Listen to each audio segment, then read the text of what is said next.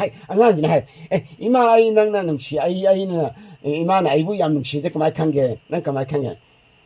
ai na wahi ma ima da hang matam da wang hang tan ima na tawri ba khuni mak to loi tok thoga ai gi wahang du pa khum pi ne bo nei ba adu da ge ai ima na ai bu ta sin nungsi je khange na so sina hai bati akhoina moi da matam pi bi ba ko moi na khangning ba ma hang na matam da akhoina matam je pi bi raga ai na tawri ba khuni mak je tha jo ga ai matam do pi bi yo matam du da yeng je ba icha sing na icha ga mama pa o sing da ma cha ga ne nungsi na bi lai bra lai te bra je asimang ne aina icha sing da aina hona jab je ado masi thoe aduna parents sama oina macha sing je kamdong na care toroga educate tor pare ha bisgi matang da aduga loina na tamo santi kumar edu plus school gi sports and education gi advisor oina hojo je thok puraga le bini ba adugumba matik saraba ojama khangni aduna tamo da mai pabina ba edu plus school gi mai te gi taramna oksari amadi niching jare tamo please ahan mamaktada tinbiri ba nipung kuding mapukurum jari ikai kun bo jari Taiwan dagi ngasi gi topic si parenting on fitness and career haina kona laibanina ngasi si amaru oina khoigi Angaangsinggi kamai to dana moigi career da khoina parents ama oina akoina kamai to na guide to gadane to without no haibi matang da I have na haipet kano ai personal experience da laijaba adugumba experience khara dum share to jage ana to jabani khoina yamna sigi lam jida yamna tijin khutin dana expert oiba makti natte adubo khoina sigi lam jidai da icha mari je khoina sum chamak pachida cd fatte habidugi adugumba wakhalo khara sum mayam da share tawjanba aduna asigi si parenting on fitness and career natraga khoigi angang ji kamai to dana khoina loina gani kamai to dana moi da education pi gani kamai to dana moi career si decide to gani amadi kamai to dana moi masam u phagani haibagi matang sida wari akoina wai sing to haigadamnina share to gadamnina ai icha singja haipetang ai samlapna ai introduce sokjage maramdi moida base toraga ngangadabana ayamba oi maramdi moi race ropeda moi ji sem kalapa matamda thenajar peda loina base toraga hanga share to jagadabanina moi gi maramda haipetang ai samlakna thamjage ayaki icha ahalji icha nupi icha koina sum nungsidana imaro nungsina ina che hana thole che di lohongre ado handaki me thada macha nupa ama phangjadana aiju pupu haiba minthu do kajare macha nupa ama phangjadana adidagi makha ta bachina khoi icha na naw ai icha hi loina mitai lon ju dum thole moi Chinese maming ju dum laijaba aduga aigi loina bisina Taiwan gi Chinese ningon ne foreign wari makha tharakpada sum chamam na danaba chaning lai mana koi mitai londa nungsina thonbi magi maming ji chaning lai mana adu magi Chinese maming na chanan tai ana moi Chinese maming leije adu ichana nausina handaki megi me thasida maji army da maji akoi gi commission officer ju ma oire magi army gi training commission officer training du loidna ma handak se commission officer oina je ma Taiwan da Republic of China Taiwan gi da ma thabak tawi aduga ahum chubai chanupi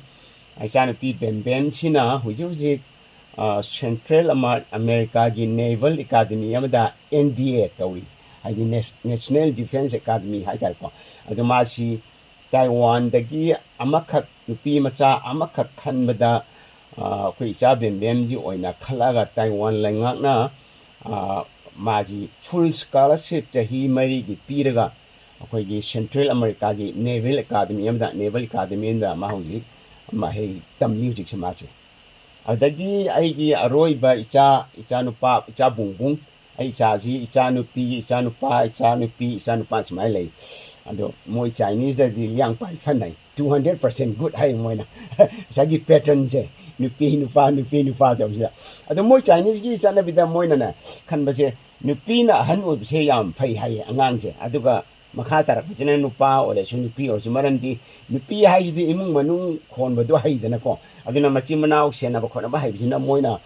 pana bada nupi na hal ob se yam na phai hai ado ai chu chum brand khale yam na wakal ta na moina angang ki lau ko tana mo pa ga si mo pa machan mo machi mo pa chena ba jingam ba adu nupa ore gi di koi ba khop thoki dei ne ba yam na adu na chena ba ji wat le ba adu smai tana ichana pa bung jena handaki June da magi military academy dagi senior high school loiraga adu so magi chahi ohum maju full scholarship Taiwan lenga na piraga tamak pane magi si adu haiba military academy dagi moina national defense academy da changna na ba India da changna na ba moina military schools da chahi ohum gi senior adu natragana junior da changa gana chahi taruki admai lai adu icha bung di ma senior high school ji mana military academy sida changaga hujik ma handaki junda loiraga hujik ma south Republic of China Taiwan di mache bembemna tamlamba naval academy di de ma hujik orientation program je chathari orientation training je tha ani gi training ne August ki tang kuma pandal loigadaba aduna hujik kanna chathari ma orientation program ji Smile na isa mari si laijare asamlakna ina introduce tawjabani maram di moi da best torga ayamba ayna share tawjagadabnina anda sigi matang la puchita khoigi akhona career deciding to akhona career akhona angangsingina kari thabak tawgani tungda karamba thabak tawgani karamba na chanai hana khalakpa matam jira khoi yelakpa matam jida masitai ja khoina kari tawgadagi habisi mama pam oina khoina angangsingji moigi potential se moigi skill se moigi nature se moigi personality se khangdok puji an matauta masi akhoi mama pa oiba khoina khangdok jabra natragar counselor ga khanar ga ai akai akhang ai singa tanar ga yeng thok aga khangdok para anyway ama tawga khangdok aga ai yo ina di isana khangdok chai isana thijalaga isana dum khangdok chare adu maru oina khoi gi moigi kamai to na moi karamba line da chapana phagani karamba line da chapana chana gani haibse jamna pichak ping ete dia khoina masille pada aina sum khanjaba da ti kitang kana ba wat prain khalle maram di kids are changeable moi ji change to bagi ama atmosphere ma phiba ma male ne ko aduna aina lecture ba si akhoi gi cha singina junior high school loiba natra senior high school loiba matungda ai smile lecture ga aina moina pamjaba lambi si da thagibne adu icha singji akoina moigi career si moina paidri mamang da khoina kari to matau ta ge hargidi education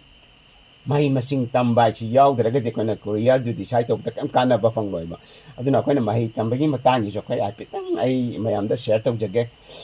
mai tambaja khoi gi iramdam manipur da tripura da di khangdre ko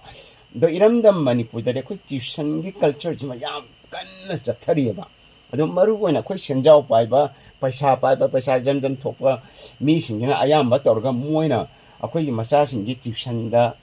yamna chatlaga tuition da tawdraga subject chi khudingi chalhan baga chu torga mai torga tuition thabagi culture yam lay manipur da di ado tripura da di ai khangjadre ko adu mayamna dum tripura gi sinau sing adum khanbiro yengbiro ko ado aina matang ji da hygienic badi akhona tuition chapasi hoi chatgadabni maru oina moina subject amani moina yamna nungai taba yamna khangbada wa ba haibada wa se khudam oina harda khoi science kumba ko physics kumba mechanics kumba natraga akhoi gi lol da haraga khoni english language kumba je haitre haina khallagadi math kumba ko sugumba subject kharasi da moina ason bado matu menkhana ba khoina tuition thabadi yayaba adudi natadana tuition da loina depend torga ita rely torga subject khuding maki tuition thaga damni ana torga tawbusu yauri bako adudi yamna soire karigino haragadi masmana tawbusina khoi magi masagi yawjarakpa magi potential magi creativity magi imagination mana masana sagacharga khangjarga ꯍꯣꯠꯅꯖꯔꯒ ꯈꯪꯕ ꯌꯥꯕ ꯃꯌꯥꯝ ꯑꯃ ꯌꯥꯎꯔꯤꯁꯦ ꯃꯁꯤ ꯑꯔꯦꯝꯕꯗ ꯃꯥꯡꯍꯜꯂꯦ ꯑꯗꯨꯅ ꯌꯥꯔꯤꯒꯩꯗꯤ ꯑꯩꯈꯣꯏꯅ ꯇ꯭ꯌꯨꯁꯟꯁꯦ ꯊꯥꯕꯤꯗꯕꯀꯣ ꯑꯉꯥꯡꯁꯤꯡꯁꯦ ꯑꯗꯣ ꯑꯗꯨꯒꯤ ꯃꯍꯨꯠꯇ ꯑꯩꯈꯣꯏꯅ ꯑꯉꯥꯡꯁꯤꯡꯁꯦ ꯃꯣꯏꯒꯤ ꯁꯦꯜꯐ ꯁ꯭ꯇꯗꯤꯗ ꯔꯤꯂꯥꯏ ꯇꯧꯍꯟꯕ ꯁꯤꯅ ꯌꯥꯝꯅ ꯍꯦꯜꯂꯦ ꯀꯥꯟꯅꯕ ꯑꯗꯣ ꯃꯔꯨꯑꯣꯏꯅ ꯑꯩ ꯈꯨꯗꯝ ꯑꯣꯏꯅ ꯍꯥꯏꯖꯔꯕꯗ ꯃꯁꯤꯁꯨ ꯑꯩꯅ ꯑꯩꯈꯣꯏ ꯏꯆꯥ ꯕꯦꯝꯕꯦꯝꯒ ꯏꯆꯥ ꯕꯨꯡꯕꯨꯡꯒ ꯏꯆꯥ ꯅꯅꯥꯎ ꯏꯆꯥ ꯆꯤꯆꯦꯗꯤ ꯃꯣꯏꯗ ꯇ꯭ꯌꯨꯁꯟ ꯑꯃꯇ ꯇꯧꯈꯤꯗꯦ ꯑꯗꯨꯃꯥꯏꯅ ꯇꯧ ꯂꯣꯏ ꯃꯣꯏꯗ ꯑꯗꯨꯃꯥꯏꯅ ꯇꯧꯔꯒ ꯃꯣꯏꯗꯤ ꯀꯣꯂꯦꯖ ꯂꯣꯏꯈꯤꯕꯅꯤ ꯏꯆꯥ ꯕꯦꯝꯕꯦꯝ ꯏꯆꯥ ꯅꯅꯥꯎꯁꯨ ꯏꯆꯥ ꯑꯍꯜ ꯆꯤꯆꯦꯁꯨ ꯑꯗꯨꯒꯤ ꯃꯈꯥ ꯇꯥꯔꯛꯄꯗ ꯏꯆꯥ ꯕꯦꯝꯕꯦꯝꯅ ꯏꯆꯥ ꯕꯨꯡꯕꯨꯡꯁꯨ ꯃꯣꯏ ꯊꯥ ꯑꯅꯤ ꯑꯍꯨꯝꯃꯨꯛꯂ ꯀꯩꯅꯣ ꯇꯧꯋꯦ ꯇ꯭ꯌꯨꯁꯟꯁꯦ ꯃꯣꯏꯒꯤ ꯃꯦꯠꯀꯤ ꯃꯇꯥꯡꯗ ꯑꯗꯒꯤ ꯃꯣꯏꯒꯤ ꯅꯦꯁꯅꯦꯜ ꯇꯦꯁ ꯌꯥꯎꯔꯝꯗꯥꯏꯗ꯭ꯔꯥ ꯀꯩꯅꯣ ꯑꯗꯨꯃꯥꯏꯅ ꯇꯧꯈꯤ ꯊꯥ ꯑꯅꯤꯔ ꯑꯍꯨꯝꯂ ꯈꯛ ꯇꯧꯈꯤ ꯑꯗꯨꯒꯤ ꯃꯇꯨꯡꯗꯗꯤ ꯑꯩꯈꯣꯏ ꯑꯗꯨ ꯁꯨꯡꯇꯧ ꯇꯧꯈꯤꯗ꯭ꯔꯦ ꯃꯣꯏ ꯑꯗꯣ ꯑꯩꯅ ꯍꯥꯏꯕꯅꯤ ꯏꯆꯥ ꯕꯨꯡꯕꯨꯡꯁꯨ ꯏꯆꯥ ꯕꯦꯝꯕꯦꯝꯁꯨ ꯑꯩ ꯅꯣꯏꯒꯤ ꯁꯕꯖꯦꯛ ꯈꯤꯇꯪ ꯅꯨꯡꯉꯥꯏꯇꯕ ꯃꯦꯠꯀꯨꯝꯕ ꯑꯗꯒꯤ ꯁꯥꯏꯟꯁꯀꯨꯝꯕ ꯃꯔꯛ ꯃꯔꯛꯇ ꯅꯨꯡꯉꯥꯏꯇꯕ ꯌꯥꯎꯔꯛꯇꯨꯗ ꯑꯩꯅ ꯕꯦꯝꯕꯦꯝ ꯕꯨꯡꯕꯨꯡ ꯅꯣꯏ ꯇ꯭ꯌꯨꯁꯟ ꯆꯠꯀꯦꯔꯣ ꯍꯥꯏ ꯃꯇꯝꯗ ꯌꯥꯗꯦ ꯑꯗꯨ ꯏꯆꯥ ꯕꯦꯝꯕꯦꯝꯁꯨ ꯌꯥꯗꯦ ꯑꯗꯨ ꯏꯆꯥ ꯕꯨꯡꯕꯨꯡꯁꯨ ꯌꯥꯗꯦꯕ ꯑꯗꯨ ꯌꯥꯗꯅ ꯃꯣꯏꯅ ꯃꯁꯥꯅ ꯍꯣꯠꯅꯖꯔ ꯕꯨꯡꯕꯨꯡꯅ ꯑꯗꯨꯝ ꯍꯥꯏ ꯕꯦꯝꯕꯦꯝ ꯑꯩꯈꯣꯏꯅ ꯏꯁꯥꯅ ꯑꯗꯨꯝ ꯍꯣꯠꯅꯖꯔꯒ ꯉꯝꯒꯅꯤ ꯄꯄꯥ ꯑꯗꯨꯝ ꯑꯩꯈꯣꯏ ꯑꯗꯨꯝ ꯍꯣꯠꯅꯖꯔ ꯇꯧꯒꯦ ꯑꯗꯨꯃꯥꯏꯅ ꯇꯧꯔꯒ ꯍꯣꯠꯅꯔꯒ ꯃꯣꯏꯁꯦ ꯑꯗꯨꯃꯥꯏꯅ ꯇꯧꯅ ꯑꯦꯛꯖꯥꯝ ꯊꯥꯈꯤꯕꯅꯤ ꯑꯗꯨꯃꯥꯏꯅ ꯇꯧꯅ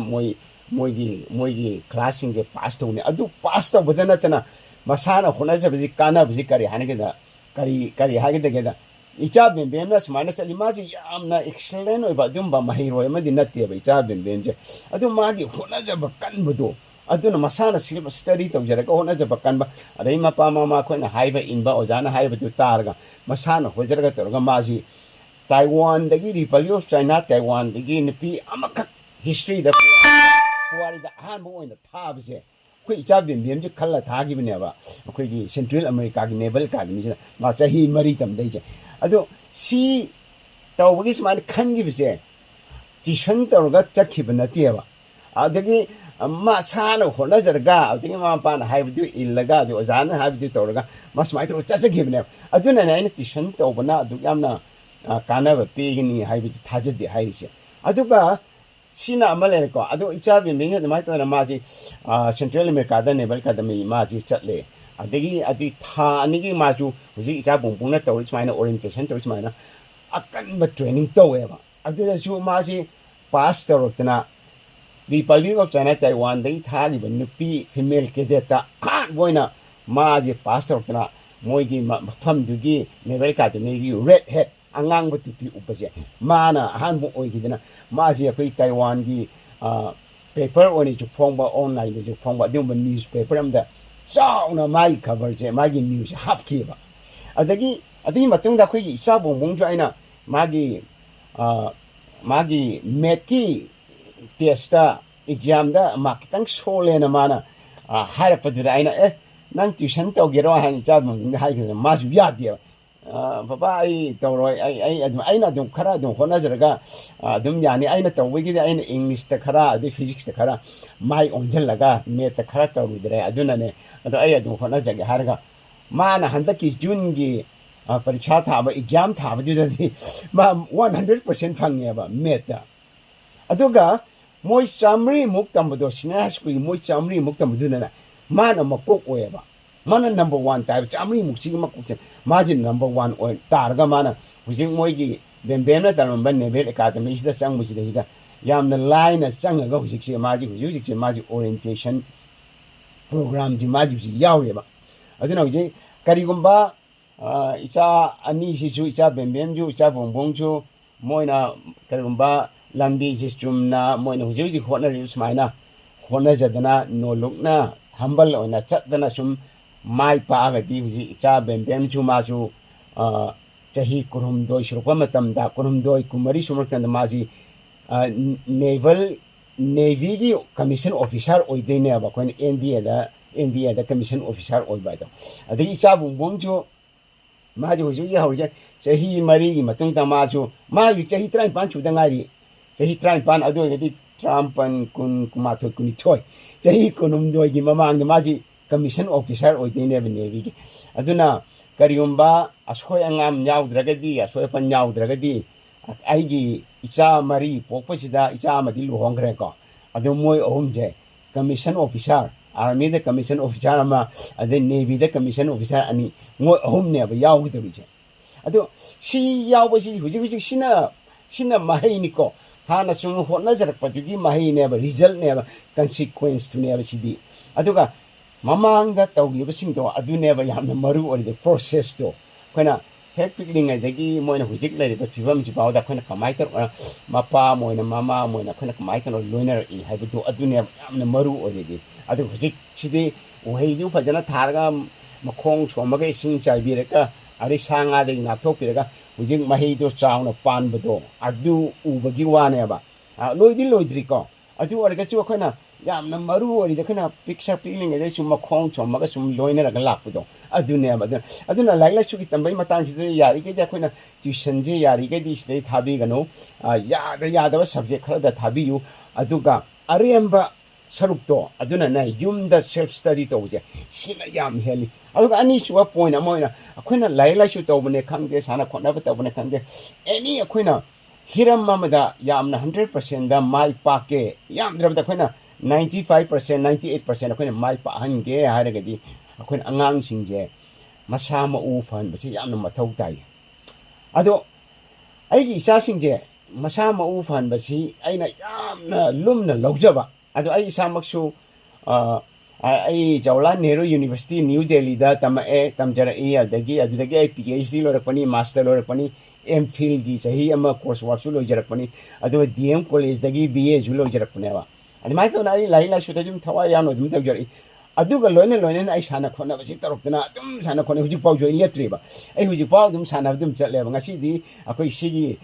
mega speech talk si layen ai ngasi di gym chatre warga di horen mayam da share to bu nungai ro na aina mayam ginam ta khala ngasi di gym chate ba adu ngaran chale na haju chatle ba adu chayolam da ai mari mangarak ti adum chatle ba ko adu ngasi di ai lepne mayam gi kanjar ga ko atmai to na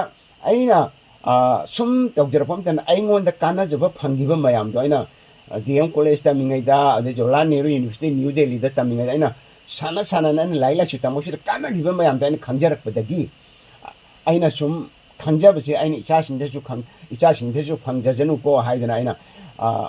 aina khallaga ichasingje aina phajana loina sana khonabagi lamjida dum aije thajan baneba ado khudam wana harabda ichana nausi mana junior high school tamne tamde maji sana khonabse aina gym da thar maji madi chatna masa pajak parme pisakme ado gym da ka challo na masa pa na chalalaga aingonda aran ba harga ma gym da chalga chatte na mai jingi course tu na aingonda harga eba ado aina punish to eba ado matung ni ma chang na sana ujikti ma kam haina bu ma thong ta Jana now commission officer oje my yum de lap the gym jakani my campus le ma gym chatle adagi akoi icha bem che huji Central America gi Naval Academy da ma huji chahi mari gi scholarship fanga tammi che kargumba icha bem na na magi junior high school amadi senior high school da kargumba magi sports wushu sports che kargumba sanaram drabako adu aragadi icha bem de mana huji Central America Naval Academy da mar khala ije machi khala moeba kari gino haragadi physically fitness oidaba mahiro singdo amata khandeba adu icha bem jena moi minupi mayam sidagi loina hen haiba natiaba mahundagi hen haiba yam yauri lai chuda ko adu physically yana pamtandi icha bem na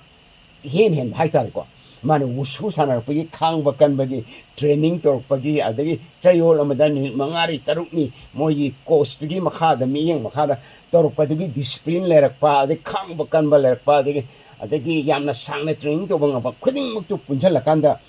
mana physical fitness ta amadi nasagi laila chuda ani ji punjal lagi yeng pomtamda mana khwai dagi hen badagi maje khalakibne ba adu karigumba icha bem jena wusu sports toramdraba adigi mapa aina kanba maje sports ta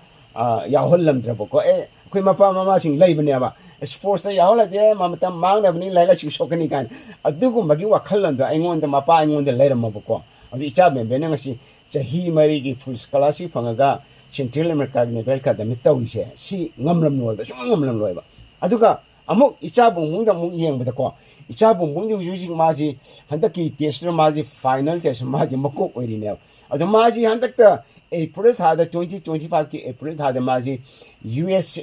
gi mafam mari manga da maji ꯑꯩꯈꯣꯏꯒꯤ Taiwan ꯂꯩꯉꯥꯛꯅ ꯃꯣꯏ ꯃꯍꯩꯔꯣꯏ ꯃꯣꯏ 5 ꯈꯛ ꯈꯜꯂꯒ ꯁꯦꯟ ꯂꯣꯏꯅ ꯄꯨꯊꯣꯛꯑꯒ USAꯒꯤ ꯑꯥꯔꯃꯤ ꯅꯦꯚꯤ ꯑꯃꯗꯤ ꯑꯦꯌꯔ ꯐꯣꯔꯁꯀꯤ ꯑꯩꯈꯣꯏꯒꯤ ꯀꯩꯅꯣ ꯀꯦꯝꯄꯁꯁꯤꯡꯗ ꯄꯨꯔꯒ ꯆꯠꯍꯜꯂꯦꯕ ꯀꯩꯅꯣ ꯇꯥꯏꯋꯥꯟ ꯂꯩꯉꯥꯛꯅ ꯄꯩꯁꯥꯁꯦ ꯂꯣꯏ ꯄꯨꯊꯣꯛꯑꯒ ꯑꯗꯨꯒꯤ ꯈꯟꯕꯗꯁꯨ ꯏꯆꯥ ꯕꯨꯡꯕꯨꯡꯁꯦ ꯃꯥꯅ ꯃꯀꯣꯛ ꯑꯣꯏꯔꯒ ꯆꯠꯂꯦꯕ ꯑꯗꯨ ꯃꯥꯅ ꯃꯀꯣꯛ ꯑꯣꯏꯔꯛꯄꯁꯤꯁꯨ ꯀꯃꯥꯏꯅ ꯇꯧꯒꯦꯗ ꯃꯉꯣꯟꯗꯒꯤ ꯍꯦꯟꯅ ꯍꯩꯕ ꯌꯥꯎꯔꯤꯕ ꯂꯥꯏꯔꯤꯛꯇꯗꯤ ꯑꯗꯨꯒ ꯐꯤꯖꯤꯀꯦꯜꯒꯤ ꯑꯗꯒꯤ ꯂꯥꯏꯔꯤꯛꯀ ꯐꯤꯖꯤꯀꯦꯜꯒ ꯑꯅꯤꯁꯤ ꯄꯨꯟꯁꯤꯜꯂꯒ ꯌꯦꯡꯉꯛꯄ ꯃꯇꯝꯗꯗꯤ ꯑꯩꯈꯣꯏ ꯏꯆꯥ ꯕꯨꯡꯕꯨꯡꯁꯤꯅ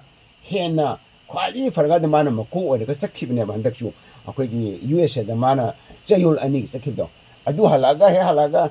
ꯈꯔ ꯂꯩꯔꯒ ꯃꯥ ꯐꯥꯏꯅꯦꯜ ꯑꯦꯛꯖꯥꯝꯁꯤ ꯊꯥꯔꯦ ꯆꯌꯣꯜ 2 ꯂꯩꯔꯕ ꯃꯇꯨꯡꯗ ꯐꯥꯏꯅꯦꯜ ꯑꯦꯛꯖꯥꯝꯁꯤ ꯊꯥꯔꯦ ꯍꯦꯛ ꯍꯜꯂꯛꯑꯒ ꯑꯗꯨꯗ ꯑꯃꯨꯛ ꯃꯥꯅ ꯃꯀꯣꯛ ꯇꯥꯕ ꯉꯝꯃꯤꯁꯦ ꯁꯤꯅ ꯀꯔꯤꯒꯤꯅꯣ ꯍꯥꯏꯔꯒꯗꯤ ꯁꯤ ꯁꯥꯟꯅ ꯈꯣꯠꯅꯕꯒꯤ ꯀꯥꯟꯅꯕꯗꯨꯅꯦꯕ ꯁꯥꯟꯅ ꯈꯣꯠꯅꯕꯒꯤ ꯀꯃꯥꯏꯅ ꯇꯧꯅ ꯁꯥꯟꯅ ꯈꯣꯠꯅꯕꯒꯤ ꯀꯥꯟꯅꯕꯒꯦ ꯍꯥꯏꯕꯁꯤ ꯍꯣꯏ ꯃꯃꯥ ꯃꯄꯥꯅ ꯃꯣꯏꯁꯤ ꯒꯥꯏꯗ ꯇꯧꯗꯕꯗꯤ ꯌꯥꯗꯦꯀꯣ ꯀꯃꯥꯏꯅ ꯇꯧꯒꯦꯗ ꯑꯩꯈꯣꯏ ꯁꯥꯟꯅ ꯈꯣꯠꯅꯕ ꯁꯥꯟꯅꯔꯣꯏꯁꯤꯡꯁꯦ ꯁꯥꯟꯅꯔꯣꯏ ꯃꯍꯩꯔꯣꯏꯁꯤꯡꯁꯦ ꯃꯣꯏꯒꯤ ꯁ꯭ꯇꯗꯤ ꯍꯦꯕꯤꯠꯁꯦ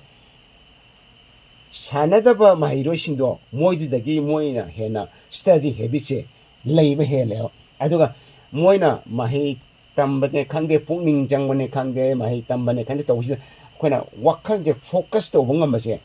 ꯃꯣꯏꯅ ꯌꯥꯝꯅ ꯍꯦꯜꯂꯦ ꯑꯩꯈꯣꯏꯒꯤ ꯁꯥꯟꯅ ꯈꯣꯠꯅꯕ ꯁꯨꯡꯇꯧ ꯇꯧꯗꯕ ꯀꯥꯡꯕꯨꯁꯦ ꯁꯤꯗꯒꯤ ꯁꯥꯟꯅ ꯈꯣꯠꯅꯕ ꯇꯧꯕꯁꯤꯅ ꯌꯥꯝ ꯍꯦꯜꯂꯦꯕ ꯃꯗꯨ ꯑꯩ ꯀꯗꯥꯏꯗ ꯎꯒꯦ ꯑꯩ ꯏꯁꯥꯃꯛꯇꯁꯨ ꯎꯖꯔꯛꯏꯀꯣ ꯑꯗꯨꯒ ꯑꯩꯒꯤ ꯏꯆꯥ ꯕꯦꯝꯕꯦꯡ ꯑꯩꯒꯤ ꯏꯆꯥ ꯕꯨꯡꯕꯨꯡ ꯏꯆꯥ ꯅꯅꯥꯎ ꯏꯆꯥ ꯆꯦꯆꯦꯗꯁꯨ ꯑꯩ ꯎꯔꯛꯑꯦꯕ ꯑꯩꯈꯣꯏ ꯏꯆꯥ ꯆꯦꯆꯦ ꯑꯍꯜꯁꯦ ꯁꯤꯁꯨ ꯃꯥꯁꯤ ꯔꯣꯜ ꯃꯣꯗꯦꯜ ꯑꯣꯏꯔꯝꯕꯅꯦ ꯃꯥꯁꯤ ꯍꯥꯏ ꯁ꯭ꯀꯨꯜ ꯇꯝꯃꯤꯉꯩꯗ ꯖꯨꯅꯤꯌꯔ ꯍꯥꯏ ꯁ꯭ꯀꯨꯜ ꯇꯝꯃꯤꯉꯩꯗ ꯃꯥꯁꯤ ꯔꯣꯜ ꯃꯣꯗꯦꯜ ꯑꯣꯏꯔꯒ ꯑꯩꯈꯣꯏꯒꯤ ꯅ꯭ꯌꯨ ꯇꯥꯏꯄꯦ ꯁꯤꯇꯤꯒꯤ ꯃꯦꯌꯔꯅ ꯒꯕꯔꯅꯔꯗꯨꯅ ꯃꯉꯣꯟꯗ ꯄ꯭ꯔꯥꯏꯖꯒ ꯄꯤꯔꯤꯕꯅꯦꯕ ꯑꯗꯣ ꯏꯆꯥ ꯕꯦꯝꯕꯦꯝꯁꯨ ꯐꯪꯉꯤ ꯃꯗꯨꯒꯤꯗꯣ ꯑꯗꯣ ꯏꯆꯥ ꯑꯍꯜ ꯆꯦꯆꯦꯁꯤꯅ ꯀꯃꯥꯏꯅ ꯁꯣꯏꯈꯤꯒꯦꯗ ꯃꯥꯅ ꯑꯩꯅ ꯈꯔ ꯆꯦꯛꯁꯤꯟꯅ ꯇꯧꯕꯗꯨꯅ ꯃꯥꯁꯤ ꯃꯕꯣꯛꯀꯤꯗ ꯆꯦꯜꯂꯒ ꯂꯩꯊꯣꯛꯈꯤꯕ ꯃꯕꯣꯛꯀꯤꯗ ꯑꯩꯅ ꯁꯦꯝꯒꯠꯀꯗꯕ ꯇꯤꯟ ꯑꯦꯖꯒꯤ ꯃꯇꯝꯁꯤꯗꯩꯗ ꯑꯦꯗꯣꯂꯦꯁꯟꯒꯤ ꯃꯇꯝꯁꯤꯗ ꯑꯩꯅ ꯁꯦꯝꯒꯗꯕ ꯃꯇꯝꯗꯨꯗ ꯃꯥꯁꯦ ꯃꯕꯣꯛꯀꯤꯗ ꯆꯦꯜꯂ ꯂꯩꯊꯣꯛꯈꯤꯕꯗꯒꯤ ꯃꯕꯣꯛꯁꯨ ꯃꯇꯣꯝꯗ ꯂꯩꯕꯗꯨꯗ ꯃꯥꯒ ꯂꯩꯃꯤꯟꯅꯒꯦꯅ ꯂꯩꯃꯤꯟꯅꯩ ꯑꯗꯨꯃꯥꯏꯅ ꯇꯧꯗꯅ ꯏꯆꯥ ꯕꯦꯝꯕꯦꯝꯗꯤ ꯑꯩꯅ ꯁꯦꯝꯅꯤꯡꯕ ꯊꯥꯛꯇꯨ ꯌꯧꯈꯤꯗꯕꯅꯦꯕ ꯑꯗꯨ ꯑꯣꯏꯔꯒꯁꯨ ꯍꯣꯏ ꯃꯥ ꯉꯥꯎꯁꯤꯟꯅꯕ ꯇꯧꯕ ꯅꯠꯇꯦ ꯀꯩꯅꯣ ꯅꯠꯇꯦ ꯍꯧꯖꯤꯛ ꯃꯌꯨꯝ ꯄꯥꯡꯈ꯭ꯔꯦ ꯍꯧꯖꯤꯛ ꯃꯥꯅ ꯄꯥꯝꯖꯕ ꯅꯨꯄꯥ ꯐꯪꯗꯅ ꯃꯌꯨꯝ ꯄꯥꯡꯈ꯭ꯔꯦ ꯁꯤꯕꯨꯗꯤ ꯀꯩꯁꯨꯕꯨꯗꯤ ꯀꯥꯏꯕ ꯂꯩꯇ꯭ꯔꯦ ꯑꯗꯨ ꯑꯣꯏꯔꯒꯁꯨ ꯑꯩꯅ ꯁꯨꯝ ꯅꯤꯡꯖꯔꯝꯕ ꯊꯥꯛꯇꯣ ꯑꯗꯨꯃꯗꯤ ꯌꯧꯈꯤꯗꯦ ꯍꯥꯏꯕꯅꯤꯗ ꯑꯗꯨ ꯃꯥꯁꯨ ꯁ꯭ꯄꯣꯔꯠꯁ ꯇꯧꯔꯤꯉꯩꯗꯗꯤ ꯌꯥꯝ ꯐꯅ ꯁꯦꯜꯐ ꯀꯟꯐꯤꯗꯦꯟꯁ ꯂꯩꯕꯁꯦ ꯁꯤꯁꯨꯀꯣ ꯑꯩꯈꯣꯏꯒꯤ ꯁꯥꯟꯅ ꯈꯣꯠꯅ ꯇꯧꯕꯁꯦ ꯁꯤꯅ ꯌꯥꯝ ꯍꯦꯜꯂꯦ ꯑꯩꯈꯣꯏꯒꯤ ꯁꯦꯜꯐ ꯀꯟꯐꯤꯗꯦꯟꯁ ꯂꯩꯕ ꯑꯩꯈꯣꯏ ꯁꯥꯟꯅ ꯈꯣꯠꯅꯕꯒꯤ ꯀꯥꯟꯅꯕꯁꯤꯀꯣ ꯑꯩꯈꯣꯏꯒꯤ ꯇꯤꯝ ꯒꯦꯝꯁꯨ ꯑꯣꯏꯕꯅꯤꯅꯀꯣ ꯃꯌꯥꯝ ꯄꯨꯜꯂꯒ ꯁꯥꯟꯅꯕꯅꯤꯅ ꯑꯩꯈꯣꯏꯅ ꯁꯣꯁꯤꯌꯦꯂꯥꯏꯖꯤꯡ ꯁ꯭ꯀꯤꯜꯁꯦ ꯁꯤꯁꯨ ꯑꯩꯈꯣꯏ ꯁꯥꯟꯅ ꯈꯣꯠꯅꯕ ꯃꯍꯩꯔꯣꯏꯁꯤꯡꯁꯤꯅꯅꯦ ꯁꯨꯡꯁꯥꯟ ꯁꯥꯟꯅꯗꯕ ꯃꯍꯩꯔꯣꯏꯁꯤꯡꯗꯒꯤꯗꯤ ꯍꯦꯜꯂꯦꯕ ꯑꯩꯈꯣꯏꯒꯤ ꯃꯤ ꯇꯤꯟꯅꯕ ꯈꯣꯠꯅꯕ ꯋꯥꯉꯥꯡ ꯁꯉꯥꯡ ꯈꯟꯕ ꯑꯗꯒꯤ ꯁꯦꯜꯐ ꯀꯟꯐꯤꯗꯦꯟꯁ ꯂꯩꯕ ꯑꯗꯒꯤ ꯗꯤꯁꯤꯄ꯭ꯂꯤꯟ ꯂꯩꯕ ꯑꯗꯒꯤ ꯈꯥꯡꯕ ꯀꯟꯕ ꯑꯗꯒꯤ ꯁꯤ ꯃꯌꯥꯝꯁꯦ ꯑꯩꯈꯣꯏꯅ ꯁꯥꯟꯅ ꯈꯣꯠꯅꯕ ꯃꯍꯩꯔꯣꯏꯁꯤꯡꯁꯦ ꯁꯤꯗ ꯃꯣꯏꯗꯤ ꯐꯪꯕ ꯉꯝꯃꯦꯕꯁꯦ ꯑꯗꯣ ꯁꯤ ꯁꯨꯡꯇꯧ ꯇꯧꯗꯕ ꯀꯥꯡꯕꯨꯗꯨꯗꯤꯀꯣ ꯃꯁꯤ ꯋꯥꯠꯂꯦꯕ ꯀꯔꯤꯒꯤꯅꯣ ꯍꯥꯏꯔꯒꯗꯤ ꯃꯣꯏꯅ ꯑꯇꯣꯞꯄꯒ ꯇꯤꯟꯅꯕ ꯃꯇꯝꯗ ꯃꯣꯏꯁꯨ ꯑꯣꯄꯟ ꯑꯣꯏꯕ ꯋꯥꯠꯄ ꯑꯗꯒꯤ ꯃꯁꯥ ꯃꯎ ꯐꯕ ꯍꯥꯏꯕꯁꯤꯗꯕꯨ ꯁꯦꯜꯐ ꯀꯟꯐꯤꯗꯦꯟꯁ ꯍꯦꯜꯂꯤꯅꯦꯕ ꯁꯤ ꯑꯩꯉꯣꯟꯗꯁꯨ ꯑꯗꯨꯝ ꯊꯣꯛꯑꯦꯕ ꯑꯩ ꯆꯍꯤ ꯑꯃ ꯀꯩꯒꯨꯝꯕ ꯊꯥ 4-5 ꯑꯩꯁꯦ ꯖꯤꯝꯗ ꯁꯨꯡꯆꯠ ꯆꯠꯇ꯭ꯔꯦꯅ ꯈꯜꯂꯣ ꯑꯗꯒꯤ ꯑꯩꯁꯦ ꯍꯛꯆꯥꯡꯒꯁꯦ ꯄꯥꯊꯔꯛꯑꯦ ꯁꯣꯟꯊꯔꯛꯑꯦ ꯑꯗꯨꯑꯣꯏꯗꯤ ꯑꯩ ꯁꯦꯜꯐ ꯀꯟꯐꯤꯗꯦꯟꯁꯁꯦ ꯋꯥꯠꯂꯛꯑꯦꯕ ꯁꯤ ꯁꯣꯝꯗꯁꯨ ꯑꯗꯨꯝ ꯌꯦꯡꯕꯤꯌꯣꯀꯣ ꯑꯩꯈꯣꯏ ꯇꯥꯕꯤꯔꯤꯕꯁꯤꯡꯅꯁꯨ ꯑꯗꯨꯝ ꯌꯦꯡꯕꯤꯌꯣ ꯑꯩꯈꯣꯏꯅ ꯍꯛꯆꯥꯡ ꯁꯥꯖꯦꯜ ꯇꯧꯔꯒ ꯑꯩꯈꯣꯏ ꯏꯁꯥꯒꯁꯦ ꯈꯔ ꯐꯒꯠꯂꯀꯥꯟꯗ ꯃꯤꯡꯁꯦꯟꯗꯒ ꯌꯦꯡꯀꯥꯟꯗ ꯑꯩ ꯏꯁꯥ ꯈꯔꯛꯇꯪ ꯐꯒꯠꯂꯛꯄ ꯎꯕꯗꯅ ꯁꯦꯜꯐ ꯀꯟꯐꯤꯗꯦꯟꯁꯁꯦ ꯌꯥꯝꯅ ꯏꯝꯄ꯭ꯔꯨꯞ ꯑꯣꯏꯕꯅꯦꯕ ꯑꯗꯨꯅ ꯁꯥꯟꯅ ꯈꯣꯠꯅꯕ ꯇꯧꯕ ꯃꯍꯩꯔꯣꯏꯁꯤꯡꯁꯦ ꯃꯣꯏꯁꯤ ꯁꯦꯜꯐ ꯀꯟꯐꯤꯗꯦꯟꯁ ꯂꯩꯕꯁꯦ ꯃꯣꯏꯅ ꯌꯥꯝ ꯍꯦꯜꯂꯦ ꯑꯩꯈꯣꯏꯒꯤ ꯁꯥꯟꯅ ꯈꯣꯠꯅ ꯇꯧꯗꯕ ꯃꯍꯩꯔꯣꯏꯁꯤꯡꯗꯒꯤ ꯑꯗꯨꯅꯅꯦ ꯑꯩꯅ ꯁꯥꯟꯅ ꯈꯣꯠꯅꯕꯁꯤ ꯑꯩꯈꯣꯏꯅ ꯌꯥꯔꯤꯈꯩꯗꯤ ꯑꯩꯈꯣꯏꯅ ꯏꯆꯥ ꯑꯉꯥꯡꯁꯤꯡꯁꯦ ꯍꯦꯛ ꯄꯤꯁꯛ ꯄꯤꯛꯂꯤꯉꯩꯗꯤ ꯃꯣꯏꯁꯦ ꯇꯝꯕꯤꯔꯒ ꯃꯣꯏ ꯃꯁꯤꯒꯤ ꯍꯩꯅꯕꯤꯁꯦ ꯃꯣꯏꯗ ꯇꯥꯛꯄꯤ ꯇꯝꯕꯤꯕ ꯑꯗꯣ ꯉꯝꯃꯒꯗꯤꯀꯣ ꯑꯩꯅ ꯇꯧꯖꯔꯤꯕ ꯁꯨꯃꯥꯏꯅ ꯃꯣꯏꯒꯤ ꯔꯣꯜ ꯃꯣꯗꯦꯜ ꯑꯃ ꯑꯣꯏꯕꯤꯕ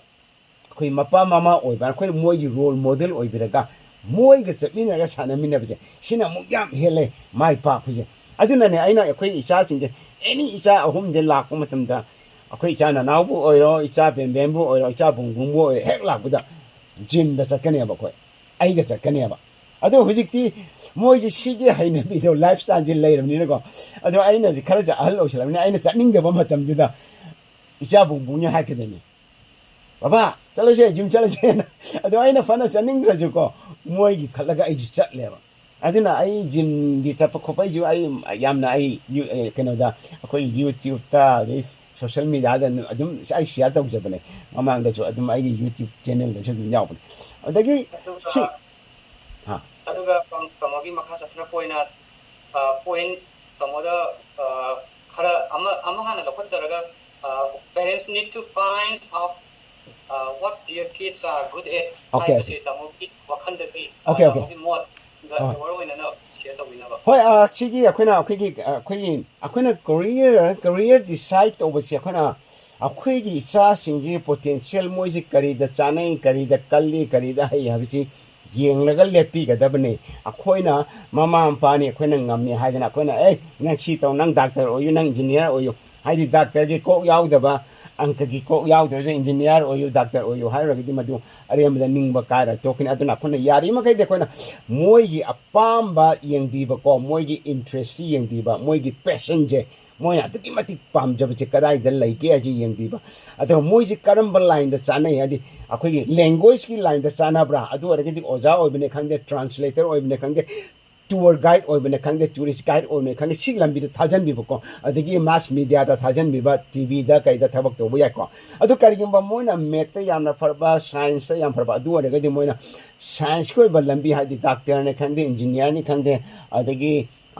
Navy da thajan mane khane smai to thajan bi ko aduga karigumba moina yamna adventure oiba yamna nupa thok pa thabak pa magadi moina akhoi army gi line thajan ko smai to na moina chana ba lambi du da ko akhoi thajan bi ba adu akhoi na ngami adana aina pa me na ai chaji ai doctor oima ngamaktre adana ai chaji doctor ohen da ba ya de na itan namphuda hapuda moibuna doctor ohen na ba engineer ohen na ba taw bu che masimati akhoi thadok bi masi akhoi gi manipur gi khunai de yamna tawe mase adu hujik shu adum tawri hai tar ko adu mas chel je ta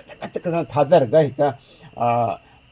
oiro idabdo adu namphuda thajar mamai da de manga tu eba aduna yarigi de khoi mama pa oiba khoina karigumba khoina khangba ngamdra icha sing de kari da phai abdu khangba ngamdra ga khoina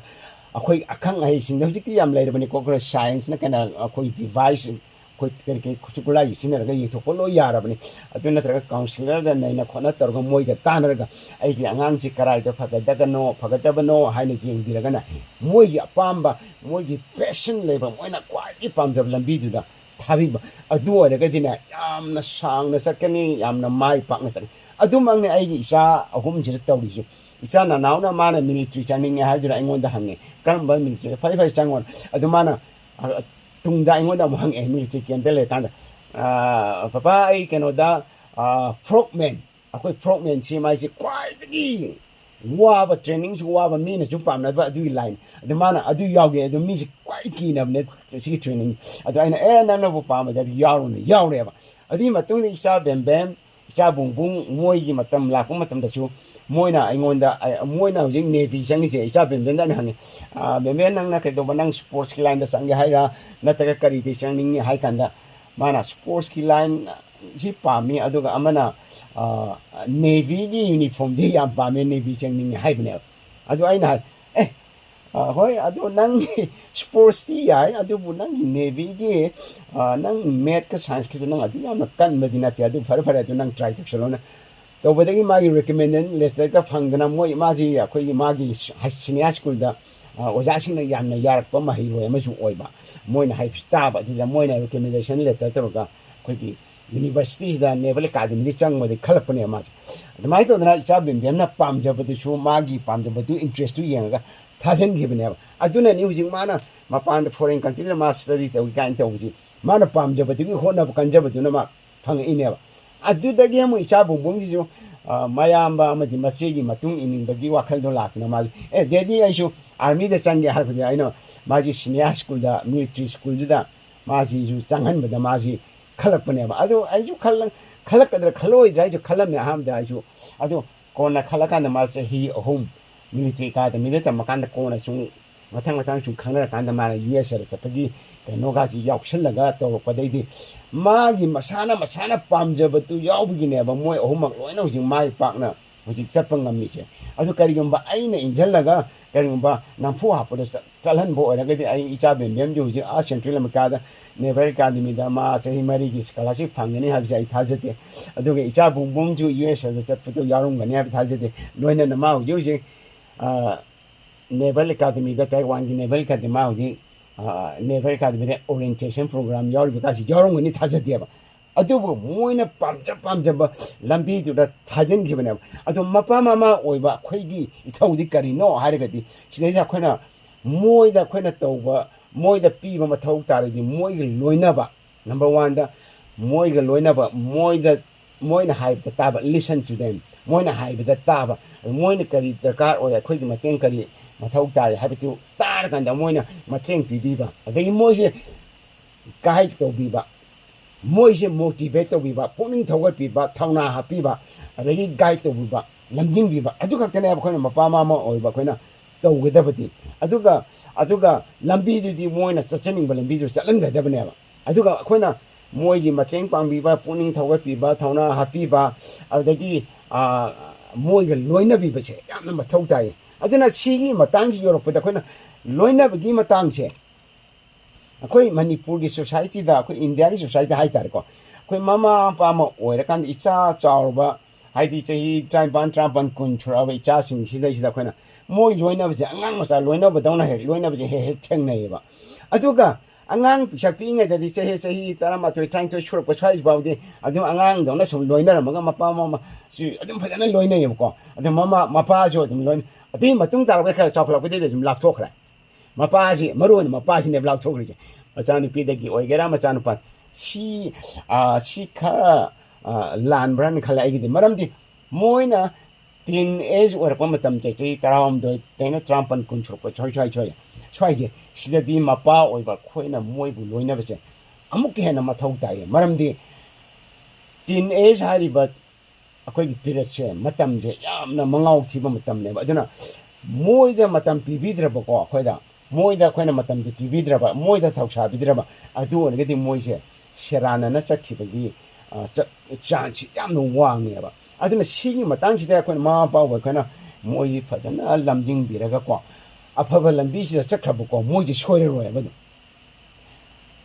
adu dina tadana moji da sida khoina wakhal thamaudraba moji lamjing haudraba adai mo khoina moji karingba moina ma pa ma na kachu thausa bidre magi mana pamjabi ka shu thausa bide ka shu matam pibi de haidana yam leibane akhoi angang ki mai khan bako class 10 11 12 tang pai swaije 9 tang pai swaije aduna sig matam ja khoina ma po ba khoina pi ge ba matam da moi da pi ho ba loina ba matam da moi chu imana ba dawna loina bako angang ma cha dawna order pi bana ta ba moi da suggestion to bi ba advice to bi ba aduga admai to gal imana ba dawna loina ba do aduna yam ne hele moina moigi mind je moigi wakhal yamna open oiba helak ko adu khoida moina haining nang je bangbang adu haidu pang ngamme ba adu natraga de khoina moina angang ma chaaduna hei si to aina haji lo nang gari khadana to gadi moise chum lap thokini ba chum lap thokra gadi adu de gadi choi ba de mahorani aduna ai gi cha sing de hoji moina haining ba do loina ingonda adum phongdok pang ngamme ba ko adagi amana khoina moida nam phuwa phuda khoina to hon ba je sigi matang jin to hon ba je yamna chumde karigino harigidi hairi ba tang kaksi sidisde moisi malem ji moigi makokta puba ngamagi ngamgani haibigi yamna self confident leiba matang ne ko over confident leiba haitar ko ar sigi matang da khoina moina khali wakhal du da support tawraga lamjing biraga sogapi bagi mota moina akhoina mapa mama ngammena ai nang kari khangadana nani po casting ga kai tawraga moida chaibi bu khobi tawse si yamna lale sikare mai to gari gino hargadi smana khona haidu base sina ko moida yaujir ba thauna pangal do ngamgani habigi pangal do masi mangkhieba khona hatuk bi gon thoeba aduna yari ye khona moise matang sida ko ko chahi taram do hek chopa taramari tranga tatu trampan kun chai bau chiti kona khona moise imana ba loina ba tawna ko moise loina bi ba aduga moina kari gumba aran ba tor agasu mistake or agasu khona moide chaibi da ba chaibi bi mota moida advice on a pv ba ko haiti paukta on a pv aduga amung hana madu repeat tawdana ba mistake tu repeat tawdana ba adu khona takpi tambi ma adu or gadi hena moida open oibda dum laigani adu moi self confidence dum laigani ba adu akhoi ga moi ga jo dum yamna nakna laigani ba adu mangne ba ina icha sing jai gi icha mari maksin oina icha che hal juma mapanda member pubure mapuro gi laijai hai wane hujik chuma ai wa bi dum tari hujik lak fi ko smai ton icha sing na loina moi gi wa color je khoina khangdok piraga moina pamja plan bi salan ba ko adu ka phajana loina bi ba smai ne torogadi akhoi icha sing je yamna akhoi chalhanning ba ohenning ba moina pamja plan bi du la chapang ngam gani ko adagi hoi hujik ki warol point ama hujik manipur hujik mayokna leriba angangsing caring tor ko matam da magi preschool dagi horoga up to teenage fawgi school life college fawgi marak sida parents both mother and father sigi mama amadi mapa se kari gumba single ama oiraba aduga parents in a side gi magi passive income lakpa aduga family oiraga di khitang safai aduga magi passive income lakta aduga family magi daily work magi nong gi thabak sujaraga sigi namu aduna manipur gi oiriba sigi hiram amat natraga hiram amat dagi mama pasingna mana thabak wana sururaga ju masajing na leirami baduda masabu phajabo wahina moida tapi tambi gada bo mahat duda magi environment jena maram oiraga angang duda phajabo hai je hai baje hairakdaba aduga angang sina tamono je hai gi ba magi teenage ki matam jida angang sina lana satna bagi lambi sima thengai aduna single parent amana mama natraga mapa sina macha singi yam kana honaraga su maruina mama natraga hari mapa anise kamai tongna moigi thongna chi thongna han ba yaw ba thengai moi thongna chi kamdona hakani tamogi side tagi akhoi gi khwai gi akhona angang raise to ba akhona angang sing ko matam na khwai gi fa ba de kona mapa ga mama ga punna singgot pin na ba se sina khwai gi fa ba ne adubo akhoi gi kari gi no hare ga de kona tawi de akhoi manipur de mama o khana ayam ne ba mama pikling de maru ne pikling de mama o bising na ayam loi to ba mama o bising na sakhung gi ju taw ni ade hajira ju suru ni ade office ju ka ni ade yung kai wai tai ko pisu taw ni chak chu thong ni angang ju sengani sidi one sided oire ko aduna yariga di mapa oibasing chu yaksing gadamne ba aduna sidaida kona ai chasing gi sema tamda mama da kachu loina thaduk te aseng mai aina ayam ba seme ko aduna kari gumba akhoi gi mama mapa si di manungda kari gumba laibak thibetagi ama khakta oiraga di ko akhoi na masitaisa khwai gi maru oi se kari no haraga di sidaida ningam daba tawbagi mahutta ko akhoi na maningda halaga complain tawraga ai gi si leite ai gi singam de haina atu tawbagi mahutta khona akhoi na ngamjaba ko yana akhoi na kai ai ta akhoi na ngamgani habi gi wakhal do thambi ba haide akhuda mo harda akhoi imung da ju akhoi macha tara pole ne adu macha tara pole ja akhoi hujik lai ba imung manipur da lai ba society akhoi gi society da lai ba awana tara imung kaya sidigi hena akhoi imung ju war eba macha tara wale adi imaju babaju lalai chu amakta tarok tamakte moi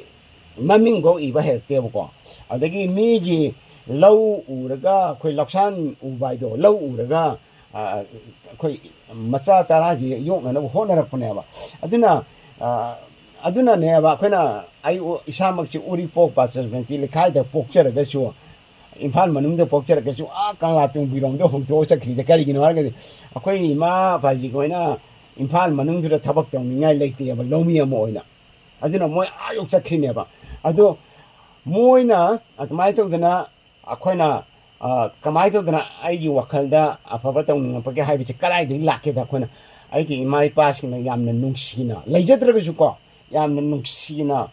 loina birak pudo tawbirak pudo aduna marwana khoi imana ko yamna luna nungsina tawbira eba atigi nungsibdo adu manghan ningda baduna maram ora kanda aina imana pamana pamoi ta pathapu chai torukte aduna matang ji aina hajan mi ko akhoi gi mama oiba mapa oiba singna ko si khwai de gi ahana khwai de gi maru oiba khona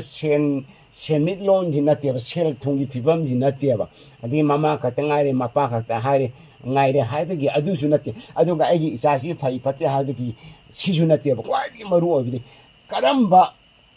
karamna afaba nungsibagi mari se akhoi icha singjiga mapa mama oiba singjiga thamgadage hai bisina kwai dagi number 1 da maru ori masigi mari je hek thambangam labako adugumba ꯅꯨꯡꯁꯤꯕꯒꯤ ꯃꯔꯤꯁꯦ ꯑꯁꯦꯡꯕ ꯃꯔꯤꯁꯦ ꯂꯩꯔꯤꯕ ꯏꯃꯨꯡꯗꯨꯗꯗꯤꯀꯣ ꯑꯉꯥꯡꯗꯣ ꯃꯥꯡꯉꯔꯣꯏꯗꯕꯅꯦ ꯃꯌꯥꯝ ꯌꯦꯡꯕꯤꯌꯣꯕꯀꯣ ꯍꯧꯖꯤꯛ ꯑꯩꯈꯣꯏ class 10ꯗ 12ꯇ ꯑꯗꯨꯗ ꯃꯣꯏꯅ number 1 ꯇꯥꯔꯛꯑꯦ ꯀꯥꯏꯅ ꯇꯧꯔꯤ ꯃꯌꯥꯝꯗꯣ ꯑꯩꯈꯣꯏ ꯂꯥꯏꯔ ꯂꯩꯇ ꯂꯥꯏꯔꯒꯤ ꯏꯃꯨꯡ ꯃꯅꯨꯡꯒꯤ ꯌꯥꯝ ꯌꯥꯎꯏꯀꯣ ꯑꯗꯣ ꯃꯣꯏꯗ ꯑꯃꯨꯛꯇ ꯏꯟꯇꯔꯚ꯭ꯌꯨ ꯇꯧꯔꯒ ꯍꯪꯕꯤꯌꯣꯕ ꯑꯉꯥꯡꯁꯤꯡꯗꯨꯗ ꯑꯗꯨ ꯃꯣꯏꯁꯦ ꯀꯃꯥꯏꯅ ꯇꯧꯒꯦ ꯃꯃꯥ ꯃꯄꯥꯒꯤ ꯅꯨꯡꯁꯤꯕꯗꯣ ꯃꯆꯤꯟ ꯃꯅꯥꯎꯒꯤ ꯅꯨꯡꯁꯤꯕꯗꯣ ꯃꯣꯏꯒꯤ ꯊꯃꯣꯏꯗ ꯄꯤꯛ ꯊꯟꯅ ꯌꯥꯎꯋꯦꯕ ꯃꯣꯏ ꯑꯌꯥꯝꯕꯅ ꯑꯗꯣ ꯃꯣꯏꯅ ꯍꯥꯏ ꯃꯇꯝꯗ ꯑꯩ ꯏꯃꯥ ꯏꯄꯥ ꯌꯨꯝ ꯐꯖꯕ ꯂꯩꯕꯤꯒꯅꯤꯀꯣꯅ ꯑꯩꯅ ꯑꯣꯐꯤꯁꯥꯔ ꯑꯣꯏꯔꯀꯥꯟꯗ ꯑꯩꯅ ꯑꯗꯨ ꯉꯥꯡꯀꯥꯟꯗ ꯑꯩꯅ ꯈꯨꯟꯅꯥꯏꯁꯤꯒꯤ ꯁꯤ ꯇꯧꯅꯤ ꯈꯣꯠꯅꯤ ꯍꯥꯏꯗꯣ ꯃꯗꯨ ꯅꯨꯡꯁꯤꯕꯒꯤ ꯋꯥꯈꯜꯂꯣꯟꯗꯣ ꯅꯨꯡꯁꯤꯕꯗꯨꯅ ꯃꯣꯏꯒꯤ ꯊꯃꯣꯏꯗ ꯄꯤꯛ ꯊꯟꯅ ꯌꯥꯎꯕꯒꯤꯅꯦꯕ ꯑꯗꯨ ꯌꯥꯎꯗꯕ ꯃꯤꯑꯣꯏꯗꯨꯗꯤꯀꯣ ꯃꯥꯏ ꯄꯥꯛꯂꯁꯨ ꯃꯃꯥ ꯃꯄꯥꯕꯨ ꯍꯨꯟꯗꯣꯛꯄ ꯉꯝꯒꯅꯦꯕ ꯏꯔꯥꯏ ꯂꯥꯏꯅ ꯑꯗꯒꯤ ꯈꯨꯟꯅꯥꯏꯗꯨꯒꯤꯁꯨ ꯑꯐꯕ ꯊꯕꯛ ꯇꯧꯔꯛꯑꯣꯏꯕ ꯀꯔꯤꯒꯤꯅꯣ ꯍꯥꯏꯔꯤ ꯃꯥꯒꯤ ꯊꯃꯣꯏꯗ ꯅꯨꯡꯁꯤꯕ ꯌꯥꯎꯗꯕꯗꯣ ꯑꯗꯣ ꯑꯗꯨꯒꯨꯝꯕ ꯅꯨꯡꯁꯤꯕ ꯌꯥꯎꯗꯕ ꯑꯉꯥꯡꯁꯤꯡꯅ ꯀꯃꯥꯏꯅ ꯑꯣꯏ ꯀꯃꯥꯏꯅ ꯃꯤ ꯑꯣꯏꯔꯛꯑꯦ ꯍꯥꯏꯔꯒꯗꯤ ꯃꯣꯏ ꯃꯤ ꯑꯣꯏꯔꯛꯑꯦ ꯍꯥꯏꯕꯒꯤ ꯋꯥꯅꯤ ꯑꯗꯨ ꯑꯐꯕ ꯃꯤ ꯑꯃ ꯑꯣꯏꯔꯛꯄ꯭ꯔꯥ ꯍꯥꯏꯕꯗꯨꯗꯤ ꯅꯠꯇꯦꯕꯀꯣ ꯑꯐꯕ ꯃꯤ ꯑꯃ ꯑꯩꯈꯣꯏꯅ ꯃꯤ ꯑꯃ ꯑꯣꯏꯅꯕ ꯁꯦꯝꯕ ꯃꯇꯝꯗ ꯑꯐꯕ ꯃꯤ ꯑꯃ ꯑꯣꯏꯅꯕꯁꯨ ꯍꯣꯠꯅꯒꯗꯕꯅꯤ ꯑꯗꯨꯒ ꯃꯤ ꯑꯃ ꯁꯦꯟ ꯊꯨꯝꯒꯤ ꯃꯇꯥꯡꯗ ꯃꯤ ꯑꯃ ꯑꯣꯏꯅꯕꯁꯨ ꯍꯣꯠꯅꯒꯗꯕꯅꯦꯕ ꯑꯗꯨ ꯑꯅꯤꯃꯛꯁꯤ ꯌꯥꯎꯔꯀꯥꯟꯗꯅꯦꯕ ꯑꯩꯈꯣꯏꯅ ꯏꯃꯨꯡ ꯃꯅꯨꯡꯅꯁꯨ ꯅꯨꯡꯁꯤꯕ ꯈꯨꯟꯅꯥꯏꯅꯁꯨ ꯅꯨꯡꯁꯤꯕ ꯃꯤꯑꯣꯏ ꯑꯃ ꯑꯣꯏꯔꯤꯁꯦ ꯑꯗꯨꯅ ꯑꯩꯈꯣꯏꯒꯤ ꯍꯧꯖꯤꯛ ꯑꯗꯨꯃꯥꯏꯅ ꯇꯧꯕ ꯑꯩꯈꯣꯏ ꯁꯤ ꯇꯧꯅꯕꯒꯤꯗꯃꯛꯇ ꯑꯩꯈꯣꯏꯅ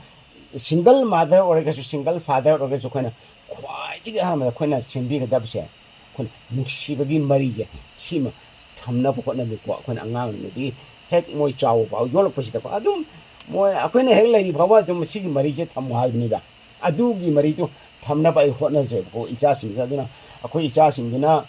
ꯂꯥꯛ ꯃꯇꯝꯗ ꯑꯩꯅ ꯇꯧꯐꯝ ꯊꯣꯛꯄ ꯑꯩ ꯇꯧꯏ ꯑꯗꯨ ꯃꯣꯏꯅ ꯇꯧꯐꯝ ꯊꯣꯛꯄꯁꯨ ꯑꯗꯨꯝ ꯇꯧꯋꯦꯕꯀꯣ ꯑꯗꯨꯝ ꯁꯤꯒꯤ ꯃꯔꯤꯁꯦ ꯊꯝꯅꯕ ꯍꯣꯠꯅꯕ ꯑꯗꯨ ꯁꯤꯒꯤ ꯃꯔꯤꯁꯦ ꯊꯝꯕꯁꯤꯗ ꯑꯩꯈꯣꯏꯅ ꯁꯦꯜꯅ ꯅꯠꯇꯦꯕ ꯁꯤ ꯑꯩꯈꯣꯏꯅ ꯁꯦꯜ ꯄꯥꯏꯔꯒ ꯁꯤꯒꯤ ꯃꯔꯤꯁꯦ ꯍꯦꯛꯇ ꯂꯩꯒꯗꯕ ꯅꯠꯇꯦꯕ ꯑꯗ ꯁꯦꯜ ꯄꯥꯏꯗ꯭ꯔꯒ ꯁꯤꯒꯤ ꯅꯨꯡꯁꯤꯕꯒꯤ ꯃꯔꯤꯁꯦ ꯂꯩꯇꯕ ꯅꯠꯇꯦꯕ ꯁꯤꯗꯤ ꯑꯩꯈꯣꯏꯒꯤ ꯋꯥꯈꯜꯂꯣꯟ ꯑꯩꯈꯣꯏꯅ ꯀꯃꯥꯏꯅ ꯇꯧꯗꯅ ꯏꯆꯥꯁꯤꯡꯁꯤ ꯂꯣꯏꯅꯩ ꯍꯥꯏꯕꯁꯤꯗ ꯂꯩꯌꯦꯕ ꯑꯗꯨꯅꯅꯦ ꯑꯩ ꯁꯦꯜ ꯄꯥꯏꯗꯦ ꯑꯩ ꯈꯨꯡꯒꯪꯗ ꯂꯩꯕꯅꯤ ꯑꯩꯗꯤ ꯂꯋꯥꯏꯗ ꯂꯩꯕꯅꯤ ꯑꯩꯗꯤ ꯁꯤ ꯃꯐꯝꯗ ꯂꯩꯕꯅꯤ ꯑꯩꯗꯤ ꯁꯤꯗ ꯂꯩꯕꯅꯤ ꯍꯥꯏꯕꯒꯤꯅꯦ ꯋꯥꯈꯜꯗꯣ ꯈꯜꯂꯒ ꯑꯩꯈꯣꯏꯅ ꯅꯤꯡꯍꯟꯅꯕꯗꯣ ꯇꯧꯕꯤꯒꯅꯣꯕ ꯃꯃꯥ ꯃꯄꯥ ꯑꯣꯏꯕꯁꯤꯡꯅ ꯑꯗꯨ ꯍꯦꯛ ꯇꯧꯔꯒꯗꯤꯀꯣ ꯑꯩꯈꯣꯏꯅ ꯑꯐꯕ ꯂꯝꯕꯤꯗ ꯄꯣꯖꯤꯇꯤꯕ ꯑꯣꯏꯕ ꯂꯝꯕꯤꯗ ꯄꯨꯁꯟꯕꯁꯦ ꯋꯥꯅ ꯊꯣꯛꯀꯅꯦꯕ ꯑꯗꯨꯅ ꯑꯩꯈꯣꯏꯅ ꯌꯥꯔꯤꯕ ꯃꯈꯩ ꯑꯩꯈꯣꯏꯒꯤ ꯑꯩ ꯉꯝꯒꯅꯤ ꯑꯩ ꯇꯧꯕ ꯉꯝꯒꯅꯤ ꯍꯥꯏꯕꯒꯤ ꯋꯥꯈꯜꯂꯣꯟꯗꯨꯒ ꯂꯣꯏꯅꯅ ꯑꯩꯈꯣꯏꯅ ꯏꯆꯥꯁꯤꯡꯁꯤꯒ ꯑꯩꯈꯣꯏꯒ ꯃꯃꯥ ꯃꯄꯥ ꯑꯣꯏꯕ ꯑꯩꯈꯣꯏꯒ ꯌꯥꯔꯤꯈꯩꯀꯣ ꯑꯐꯕ ꯃꯔꯤꯁꯦ ꯊꯝꯅꯕ ꯍꯣꯠꯅꯕꯤꯕ ꯕꯤꯀꯥꯁ ꯑꯗꯨꯒ ꯑꯁꯤ ꯂꯥꯏꯚ ꯁ꯭ꯇ꯭ꯔꯤꯝꯗ ꯌꯦꯡꯕꯤꯔꯤꯕ Facebook page edu plus skill ꯑꯃꯗꯤ YouTube channel edu plus skill ꯑꯅꯤꯒꯤ ꯃꯌꯥꯝ ꯂꯦꯞꯇꯅ ꯌꯦꯡꯕꯤꯔꯤ ꯂꯣꯏꯅꯅ ꯉꯁꯤꯒꯤ ꯑꯣꯟꯂꯥꯏꯟ ꯃꯤꯇꯤꯡꯁꯤꯗ ꯁꯔꯨꯛ ꯌꯥꯕꯤꯔꯤꯕ ꯃꯔꯨꯞꯁꯤꯡꯒꯤ ꯁꯥꯏꯠꯇꯒꯤ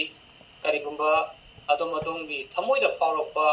ꯍꯪꯅꯤꯡꯕ ꯑꯣ ꯇꯥꯟꯅꯅꯤꯡꯕ ꯂꯩꯔꯒꯁꯨ ꯍꯧꯖꯤꯛ ꯑꯣꯄꯟ Q&A ꯃꯇꯝ ꯂꯥꯛꯀꯗꯧꯔꯦ ꯑꯗꯨꯅ ꯀꯅꯥꯒꯨꯝꯕꯅ ꯍꯪꯕꯗ ꯈꯤꯇꯪ ꯈꯨꯗꯣꯡ ꯆꯥꯗ꯭ꯔꯒꯁꯨ ꯃꯦꯁꯦꯖ ꯏꯟ ꯆꯦꯠ ꯕꯣꯛꯁꯁꯤꯗ ꯗ꯭ꯔꯣꯞ ꯇꯧꯕꯤꯅꯕ ꯅꯤꯡꯁꯤꯡꯖꯔꯤ ꯑꯗꯨꯒ ꯇꯥꯃꯣꯗ ꯍꯧꯖꯤꯛꯀꯤ ꯃꯈꯥ ꯇꯥꯔꯛꯄꯁꯤꯗ ꯃꯔꯨꯑꯣꯏꯅ ꯑꯉꯥꯡꯁꯤꯡꯁꯦ ꯇꯤꯅꯦꯖ ꯌꯧꯔꯛꯄꯁꯤꯗ ꯃꯣꯏꯁꯦ ꯍꯥꯏꯅ ꯇꯥꯟꯅꯕ ꯏꯕꯁꯤ ꯃꯃꯥ ꯃꯄꯥꯅ ꯑꯣꯏꯕꯒꯤ ꯁꯤꯁꯤꯃ ꯌꯥꯝ ꯋꯥꯠꯂꯤ ꯃꯣꯏꯒꯤ ꯃꯦꯟꯇꯔ ꯑꯃ ꯃꯊꯧ ꯇꯥꯏ ꯑꯗꯨꯅ ꯃꯦꯟꯇꯔꯁꯦ ꯀꯗꯥꯏ ꯐꯥꯎꯕ ꯃꯣꯏ ꯃꯦꯟꯇꯔꯁꯦ ꯀꯔꯝꯕ ꯑꯦꯔꯤꯌꯥꯗ ꯍꯥꯏꯔꯤꯕ ꯃꯣꯏꯒꯤ ꯒꯥꯏꯗ ꯇꯧꯒꯗꯧꯔꯤꯕ ꯃꯣꯏꯒꯤ ꯑꯣꯖꯥ ꯒꯨꯔꯨꯁꯦ ꯀꯃꯥꯏꯅ ꯇꯧꯅ ꯃꯈꯣꯏꯒꯤꯗꯃꯛ ꯊꯤꯕ ꯍꯧꯒꯅꯤ ꯇꯥꯃꯣꯒꯤ ꯁꯥꯏꯠꯇꯒꯤ ꯃꯔꯨꯑꯣꯏꯅ ꯃꯦꯟꯇꯔꯁꯦ ꯑꯗꯨꯛꯀꯤ ꯃꯇꯤꯛ ꯗꯔꯀꯥꯔ ꯑꯣꯏ ꯃꯅꯤꯄꯨꯔꯒꯤ ꯑꯣꯏꯅ ꯑꯉꯥꯡꯁꯤꯡꯁꯦ different type different kind of directionꯗꯒꯤ ꯑꯉꯥꯡꯁꯤꯗ influence ꯇꯧꯔꯒ ꯑꯉꯥꯡꯁꯤꯗ ꯃꯥꯒꯤ ꯋꯥꯈꯜ ꯃꯥꯒꯤ ꯄꯨꯛꯅꯤꯡ ꯃꯥꯒꯤ ꯈꯨꯗꯤꯡꯃꯛꯁꯦ ꯍꯤꯔꯝ ꯈꯨꯗꯤꯡꯃꯛꯁꯦ ꯂꯣꯏꯅꯃꯛ ꯆꯦꯟꯖ ꯇꯧꯔꯛꯄꯒꯤ ꯑꯗꯨꯒꯨꯝꯕ ꯑꯆꯧꯕ ꯏꯝꯄꯦꯛ ꯑꯃ ꯑꯣꯏ ꯑꯐꯕ ꯑꯉꯥꯡꯗꯁꯨ ꯃꯦꯗꯤꯌꯝ ꯑꯣꯏꯕ ꯑꯉꯥꯡꯗꯁꯨ ꯑꯦꯚꯔꯦꯖ ꯑꯣꯏꯕ ꯑꯉꯥꯡꯗꯁꯨ ꯁꯤꯒꯤꯁꯤꯃ ꯇꯦꯜꯂꯞꯅ ꯊꯝꯕꯤꯅꯕ ꯅꯤꯡꯁꯤꯡꯖꯔꯤ ꯄ꯭ꯂꯤꯖ ꯈ꯭ꯋꯥꯏꯗꯒꯤ ꯕꯦꯁ ꯃꯦꯟꯇꯔ ꯍꯥꯏꯔꯒꯗꯤ ꯑꯩꯈꯣꯏ ꯃꯃꯥ ꯃꯄꯥ ꯑꯣꯏꯕꯁꯤꯅꯤꯀꯣ ꯑꯗꯣ ꯃꯃꯥ ꯃꯄꯥꯁꯤꯅꯦ ꯈ꯭ꯋꯥꯏꯗꯒꯤ ꯕꯦꯁ ꯃꯦꯟꯇꯔꯗꯤ ꯑꯗꯨ ꯑꯩꯈꯣꯏꯅ ꯃꯦꯟꯇꯣꯔ ꯑꯣꯏꯔꯤꯁꯦꯀꯣ ꯑꯗꯨ ꯀꯔꯤꯒꯨꯝꯕ ꯑꯩꯈꯣꯏꯅ ꯑꯅꯤꯁꯨꯕꯗ ꯑꯩꯅ ꯍꯥꯏꯖꯅꯤꯡꯕ ꯑꯩꯒꯤ ꯋꯥꯈꯜꯂꯣꯟꯗꯨꯗ ꯑꯩꯈꯣꯏꯅ ꯃꯣꯏꯁꯦ ꯁꯥꯟꯅ ꯈꯣꯠꯅꯕꯒꯤ ꯂꯝꯁꯤꯗ ꯊꯥꯖꯟꯕꯤꯕ ꯁ꯭ꯄꯣꯔꯠꯁꯀꯤ ꯂꯝꯁꯤꯗ ꯊꯥꯖꯟꯕꯤꯕꯀꯣ ꯑꯗꯨ ꯑꯣꯏꯔꯒ ꯁꯤ ꯍꯥꯏꯗꯅ ꯃꯣꯏꯁꯦ ꯂꯣꯏ ꯄ꯭ꯔꯣꯐꯦꯁꯅꯦꯜ ꯁ꯭ꯄꯣꯔꯠꯁ ꯑꯣꯏꯒꯅꯤ ꯑꯣꯂꯦꯝꯄꯤꯛꯇ ꯆꯠꯀꯅꯤ ꯍꯥꯏꯕꯒꯤ ꯋꯥꯐꯝ ꯅꯠꯇꯦꯀꯣ ꯀꯃꯥꯏꯅ ꯇꯧꯒꯦꯗ ꯑꯩꯈꯣꯏꯅ ꯁ꯭ꯄꯣꯔꯠꯁꯀꯤ ꯂꯝꯕꯤ ꯊꯥꯖꯤꯟꯕ ꯃꯇꯝꯗ ꯑꯩꯅ ꯉꯁꯥꯏ ꯍꯥꯏꯖꯈꯤꯕꯗꯣ ꯑꯩꯈꯣꯏ ꯏꯆꯥ ꯕꯦꯝꯕꯦꯝꯁꯤ ꯍꯧꯖꯤꯛ ꯏꯆꯥ ꯕꯦꯝꯕꯦꯝ ꯏꯆꯥ ꯕꯣꯡꯕꯣꯡ ꯏꯆꯥ ꯅꯅꯥꯎ ꯃꯣꯏꯅ ꯁꯨꯃꯥꯏꯅ ꯍꯧꯖꯤꯛ ꯃꯃꯥꯏ ꯆꯨꯝꯅ ꯆꯠꯂꯤꯁꯤ ꯀꯔꯤꯒꯤꯅꯣ ꯈꯥꯡꯕ ꯉꯝꯃꯤꯕ ꯑꯗꯒꯤ ꯃꯣꯏꯒꯤ ꯇ꯭ꯔꯦꯅꯤꯡ ꯇꯧꯕ ꯈꯣꯠꯄꯗ ꯄꯥꯁ ꯇꯧꯕ ꯉꯝꯃꯤ ꯈꯨꯗꯤꯡꯃꯛꯁꯤ ꯀꯗꯥꯏꯗꯒꯤ ꯂꯥꯛꯄꯅꯣ ꯍꯥꯏꯔꯒꯗꯤ ꯏꯆꯥ ꯕꯣꯡꯕꯣꯡꯁꯨ ꯋꯨꯁꯨ ꯁꯥꯟꯅꯔꯛꯑꯦꯕ ꯃꯆꯦ ꯕꯦꯝꯕꯦꯝꯒꯤ ꯃꯇꯨꯡ ꯏꯜꯂꯒ ꯑꯗꯨꯅ moina any usuda to usu training se khudam na training to matam da mentor ji kana or keden magi coach to never sidija any sports to matam da magi mentor magi coach ma lady coach to never ko mentor haje aduna for example ko usu to matam da takon to matam da moi cell phone sin ba ya gadra yaroi ba moina pung ama training to mana pung ani training to matam de sidai moi cell phone sin ba yaroi adagi moina tau haribatu tau debida moi sana khona dana khe nok tan leiba yaroi maram di cost tu yen dana lerimni ko aduna best mentor se kanana oike hariga di khu sports ki lam du leri bu ojado ji one of the best name adu ai isa singgi da yeng matam da khoi isa be mengi wusu oja singdo moi adu ki mate moina training to wisida khang ba kan ba gi adugum ba wakhalo ma ki icha ben ben da icha bung bung da moi happy re eba aduna icha ben ben icha bung bung lang ba da moi gi school cha la oja sing da kon thagal leba ado handak da icha bung bung la am ba du da jun da la am du da mana moi gi school da cha la oja moi gi usu oja du da cha la da mana present ga piru e ko akai moi gi usu gi oja du da admai to dana akhoi gi sumana akhoi gi sports lam da thajan ba sina kari doge da khoi ahan ba da akhoi gi masam o phabatana tana akhoi gi positive mindset ama le hele ko self confidence le la dagi moi gi aphaba asengba mentor duma phangne ba ko adagi akhoi na kari gumba tuition tha ba ko pa to je sidi mentor do phangna ba tha na ti sidi moi gi great mark to wana na ne asiga shwe yam le ba ko hai di si akhona simpha pura sum thaki ba adagi moi gi mark si great wana da khona ba do moi gi creativity mangchilak pa imagination mangchilak pa si khuding mak chi fatte ba yam le ba khona tuition da ta ba do adida di moi na sengma mentor do phangoi ba aduna ahal ma da khona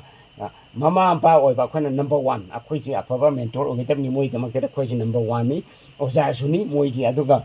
ani subida khona sports lam ji da ko thajin ba aduga moi je moi masana dum moi gi line do sports line do adida moi changu ba aduda moi takpitam bi do adune moi gi second best mentor je gari gum da moi na first mentor amadi oi su yari neba hagi mama pa na to ba dei moi na hena ado moi sigumba sigi mentor sina di ko khoi lai tuition da mentor fangi do aduga di khara khena gani aduga karigino harage di site yamna discipline yaw de yati ba choi sana khona bi aduna na ina akhoi isa singje loina sana khona ba ki haine bisima si lifestyle o hindi o haina ima pa mama sing aina speech bi ba khuding de haijeri maram di you will never feel regret isa singje na smai tana sana ba khona ba haine bi che lai khaba angang do in the long run they are far more successful than those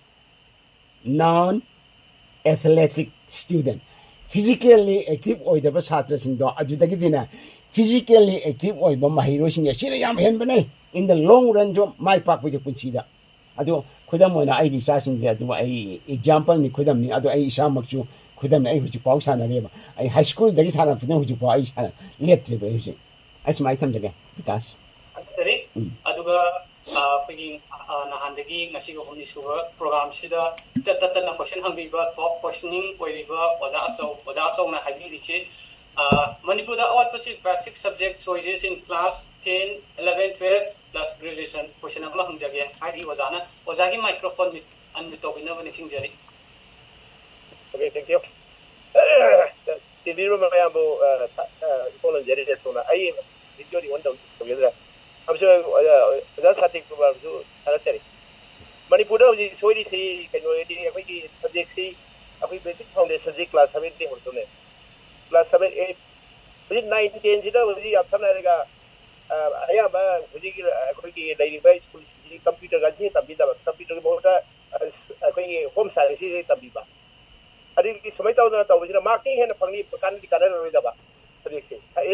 science is from the Sakadaba that home science 100 can be a tipo. Computer Tamada engineer Tamada Pita, a quick home science in Tamil Canada. I think Atopam Angaangsinggi the salary to Angaangsinggi and Siba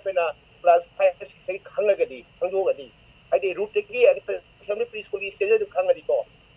ambai angang sigi talent sikala le yes ko adu masi akoi angang gi talent ki batme koina bai subject ki tamande haidi science ngade tamalu ina apabelo tal ngade tamal engineer ta wo te adu mai subject ku doi phado ne ba adi ato ko na mani kulu to si kanu lo irani well lo irani graduate to rode adi BSc um tamu MSc tamu ni lo irani adu ga chom da hala ja local school ni da private school ko jago gumba ani magi tamuri du kai do taminu ga khangde da adu na batam si amangan adu da adi ni matha da to ko na ko jago ge di hoji class 12 ga entrance ga pagi region kari mayam le government vidya gi le adi ko science and research ko tam ge government vidya tam le le si akoi counselor si ju khangda parents si ju khangda ba counselor si khangda anang ge pa ma si kari ndo khangda na ai apaamba na pu ta ba si ne ba ga biggest mistake ba si ai thamjani ba si gi karo kitna resource project kitna guide ta bina ba thank you oja so thaga chari tamo santi kumar gi site gi in short of even mention jari Thank you for the questions. Sume akhoi angangsinggi akhona angang di kari akhoi kari da khangi haba amali dana khoi mete lungga ka angang di kari khoi cradle da khangi haba ko cradle da akhoi akhoina angangsinggi hoi angangsinggi akhona nauring adi moisi kari da phagani kari da chana gani haibse khangtok phase asi yamne di kanai adu oiraga sukhana yam nangal ni da khona decide to budi akhoi kitang faroidra hana khalli kari gino hargadi akhona yamne pikli angang ajira khona lai khong gum ne haiko adu khona semning ba size sum chemba yari bani adu moju ohong ba jadum la ibni na khona yana pinga de khona moi gi damte khona lepi daba aduga moina khoya tinne changwa matam chei ta tu ta te changa ta tu ta te chang pa chang faije sidadi khona khangba ngame moisi moisi maji sig line sala phani ko mari science ta soli natraga maji science ta lingi natraga language ta koi ani thona koina amana lol da phab ko koi gi social science line da ade amana science ta akoina math ta science ta phab ko smana koi mi ja ani thona leiba adega amana mo marak sidai leiba ani mak se khangbat mana akoina angang chingge da mai lei ade akoina moina hek being a child and kang the kang with how of an sing ma anka pay anka patia the ma English high hate lol gi matang or get maji English high hate adagi animax dum ya sing anjana akoina krakadin kang ba reko aduda akoina yamna soiri ba khoi iramdam kanai pakta manipur da soiri ba sina kamai to geda aya mamatam da khoi gi macha singjigi interest mogi passion je mogi apaamba je mogi afaba je mogi strong point je masi khangdok na honab gi mohta mapa mama oi besing na pamliba dream do manglan do adu oina namjillaga chatna na honaba sineba yamna khoi asoibo oi aduna ne amna sagi kachu doctor oi ba yaroi da angang du da adi engineer oi ba yaroi da angang du da monetization takatana thajil laga masado doctor o hendau engineer o hendau to budagi soire ija du dei sagi kok tu da yaudra ni na sagi mai roi di jo dum narik tam tu again to ga truck rom da ni sarom da chaki yaure je sineba aduna traga atopa line da chaki ba smai to bujine akona aduna maru oina khoina hoji hujiki matam da di khoina counselor da puraga dagi khoi machine ke khoi device ni sinaga khangtok ya bagi keno su lai re ko jikti atuka khoi counselor sing khoi sigi matang da khang hairaba counselor sing da salaga moida tana bi pesu yai adi mapa mama si oiba singna khangtok na bhona busu yai ko ai gi oina da ai isana adum yeng jaraga khona jaraga en khangtok jaraga dum moi ya pamba line sa thabi ko aduna sigi matang ji da ina khwai di fa ba haijening ba haraga di ko khoi mama pa oiba singna yari mo khaidi ai cha singdi khangdokpa aduga moina what they are good at sinema khona khangdok pham oiriste moina phagadaba line do haidi moi ga chana jagadaba line do khudam ona habda akhoi metal linglaba adigi science linglaba adoi doctor thajan ba yare engineer thajan ba yare adigi navy da thajan ba yare adigi air force da thajan ba yare ko adu kari gim ba masi math science ta haitraba ko akhoi yam lai ai gi mai roi ma ma ko ai ju language English department da English ki oja ma oi lai jami na yam yawe moi angka phatte ba science ado moi ja ayam am da kadai changge da khoi gi translator oi ba interpreter oi ba adi tourist guide oi ba adi secretary oi ba adi office lady oi ba sai to na adi civil service ki moi gi chana ba line da changba ya ba gi exam tha ba kan da samai na adi English ki oja oi ba lol gi oja ba samai yam lai ko sigi je khona magi skill magi passion magi interest to khangtu piragana akhona madidai da magi manaba chanaba line do tobudi class 10 try about the moi common on sakadabani ko subject hinja yamna moi khuding machi test do da yade ba yamna science chu math chu english chu lol chu chi lone pulla moi certain level about the moi chakane ba adi matung tar ko du da ne ba khoina focus ta bodi magi arts line challenge ra science line challenge ra doctor or henjira natraga tour guide or henjira oja or henjira hai se khoina lepi bidi ko khoina sigi basic course loir matung marwana class 10 loir matung lepi ba ko si smana taroga lepi raga moina chanaga da line do ajide khoina moise punging thogat pi ba thauna happy ba adagi moise lamjing bi ba aduga amana moina laijeri ba dream do moigi manglan che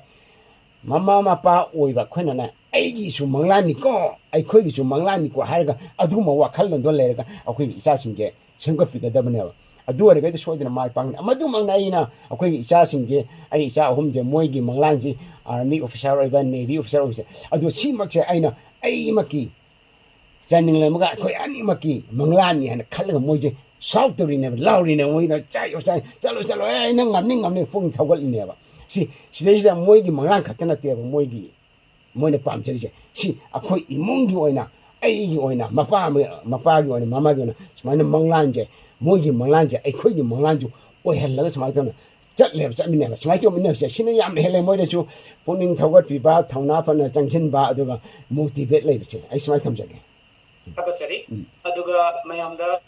Good news something hajage eduplus skill somebody overseas point high company anishigi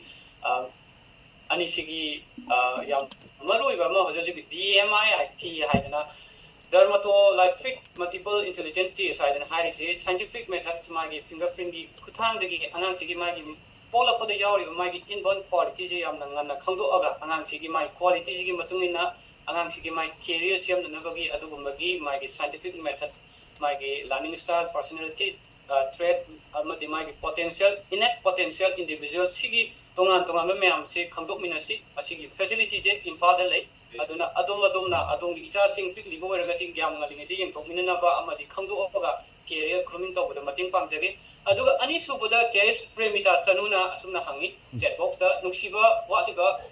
family, Amada Karamna, Nukshi Hangani, Asimatanga, Habi or Haidana. Tamogi site in sort of having a mixing from the Okay, thank you for the question. A quick Nuxiba say, Kamata Nuxiba see a quina, Angaangsinggi, Nuxiba say a quina. Angaangsinggi, I am a quina, tin is young in the morning, high come I had one complaint on maternity to my hair. I know the Nuxiba PDana. I didn't mamma panama haiba.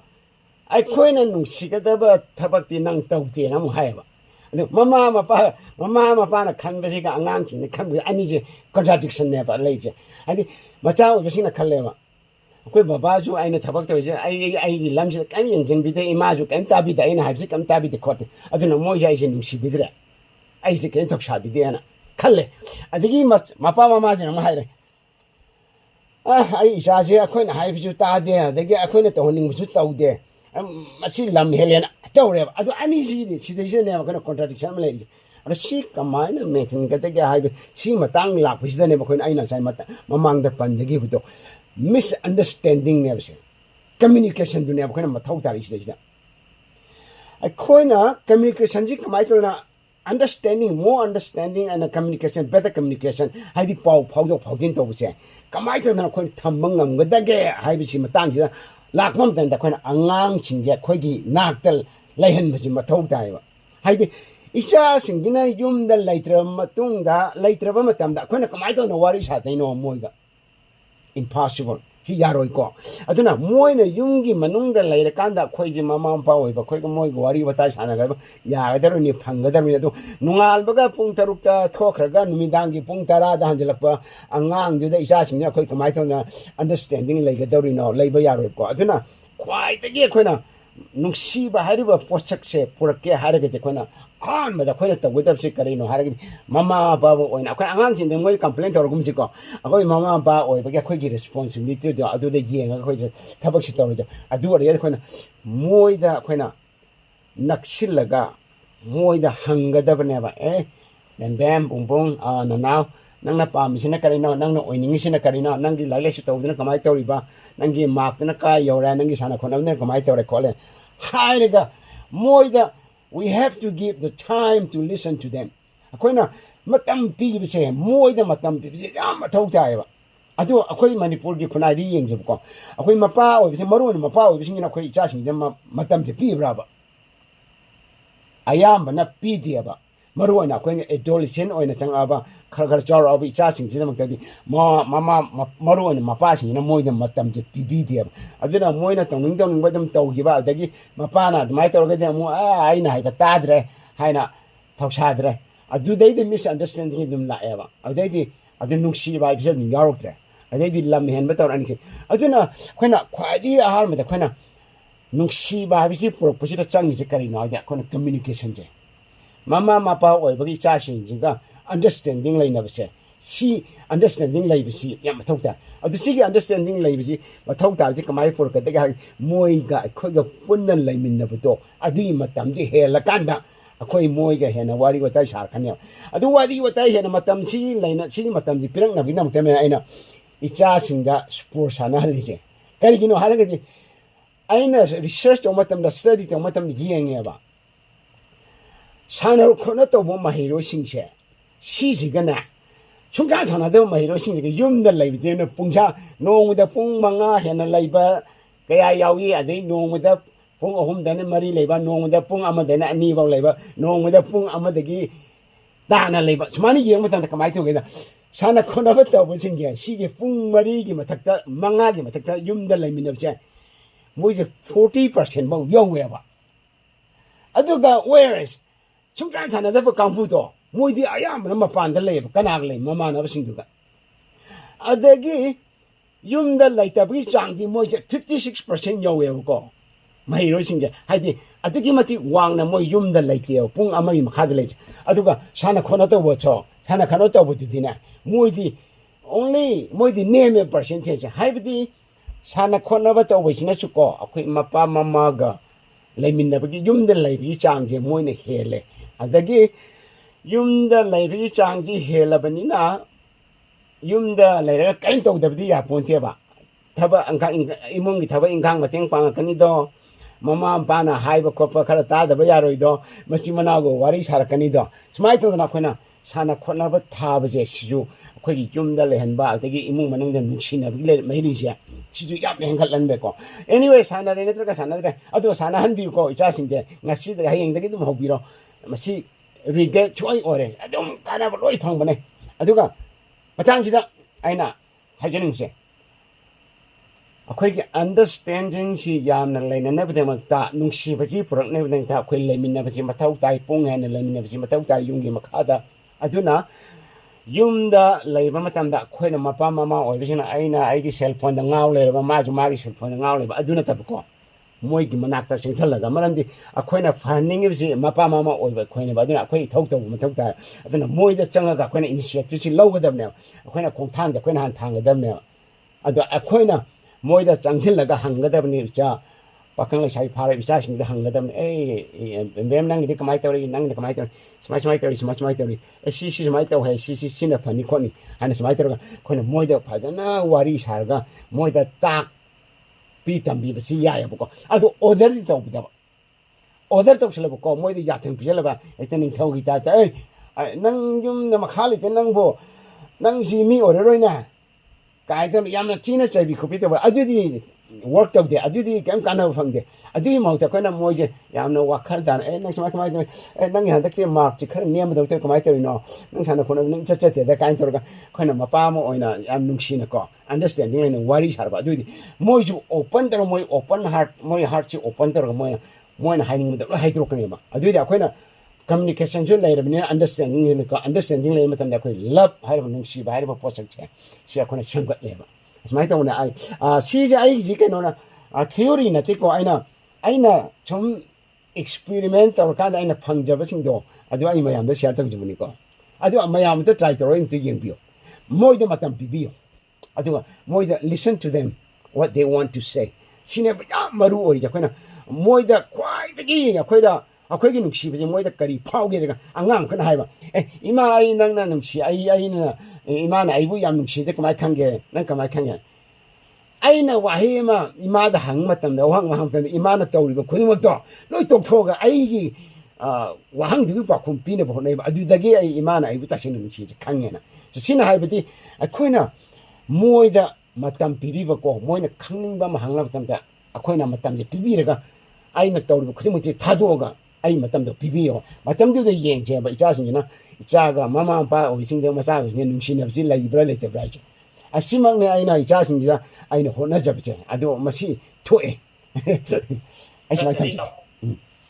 tamogi ngasigi meeting sida yam fajaraba warol yamarum thambigre aduna tamogi advice amagi matungina edu plus skill na baji magi school gi curriculum jida as a sports and when education amakat magi physical fitness ki amakat koina hap matam jida high school kharadi yam fazana run tawi aduga angangsinggi magi behavior yamna good behavior magi behave amokorapagi mama apaasinggi side gi fajar fitting myam lay aduna adumadung isa singju kamai toksigi habasigi matangda edu plus skill ga kamdongna tanaga dagi habasigi ngasigi meeting gi yawi riba chiro marup singna magi questioning form amoka thajabani aduda fill up to birakna bani singjari aduga